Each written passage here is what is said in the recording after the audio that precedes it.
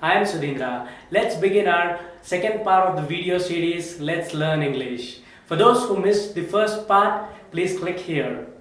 Okay, this is our first word. Palpable. How do we pronounce it? Palpable. Palpable. Say it along with me. Palpable. What does it mean? It means so intense as to seem almost tangible, able to be felt. How do we use this word in a sentence? Her joy was palpable. The attraction between them was palpable. And the tension in the exam hall was palpable. So palpable, which means able to be felt, it's so strong that it's almost tangible. It's not a something which can be felt by touch or something, but you can just feel it. Palpable. So that's your first word. Let's go to our second word. Cliche. How do we pronounce it? Cliche. Cliche. Try to pronounce along with me. Cliche. So what does it mean? It means a phrase or opinion that is overused. That is, you keep using it again and again where the original thought is lost. Alright? So it actually means the lack of original thought. It's basically stereotyping. Stereotype is a synonymous with cliche, mostly used in UK. Let's see how you use the word cliche in the sentence. Cliche is basically, it's a stereotyping. So the word time heals everything is become so overused, so often used that it's become a cliche. So the biggest cliche of the word is that time heals everything. So this word cliche can be used wherever you want to mean that this is something which is being overused. So this is the word for you, cliche. Word number 2, cliche. Let's go to the next word. Here is our third word. How do we pronounce it? Seldom. Seldom. Seldom. Pronounce with me. Seldom. It's both adjective as well as adverb. What is the meaning of this word? If you remember in our first video, we took up a word called often. So seldom is exactly opposite to it. Seldom means not often, rarely, infrequent. So how do we use this in a sentence? So whenever you want to mean that you rarely visit someone or you infrequently do something, so you can use a single word seldom. So let's look at an example. In Agra, the fort is seldom visited by tourists.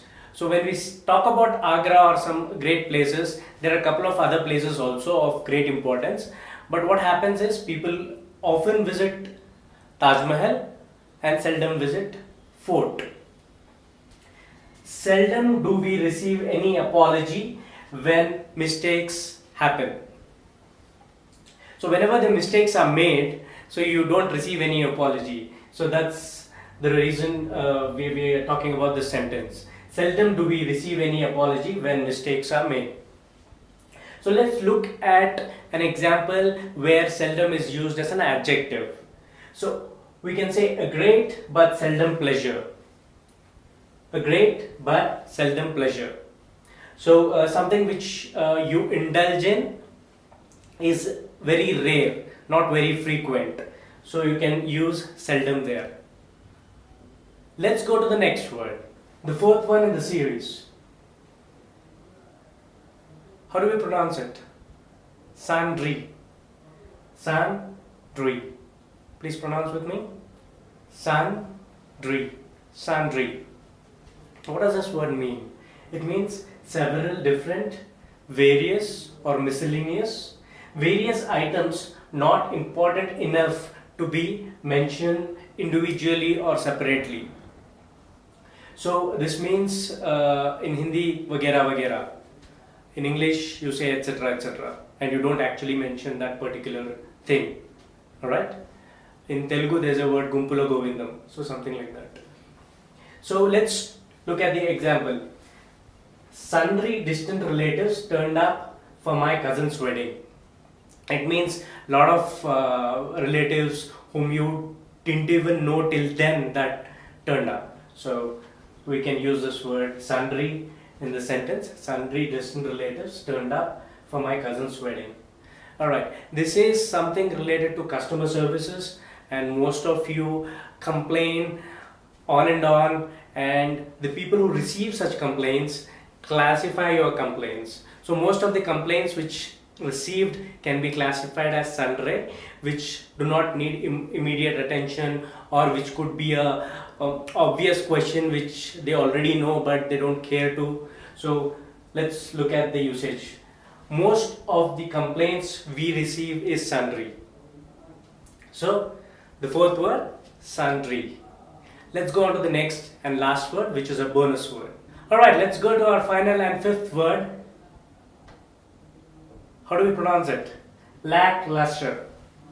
Lackluster. Please pronounce with me. Lackluster. Lackluster.